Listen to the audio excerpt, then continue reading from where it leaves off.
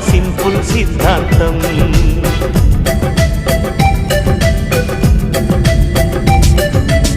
చిరుగాలికి పరిమళమిచ్చే సిరిమల్లెల వనమై ఉందాం. గగనాన్ని నేలను కలిపే హరివిల్లుల వంతెన అవుదాం.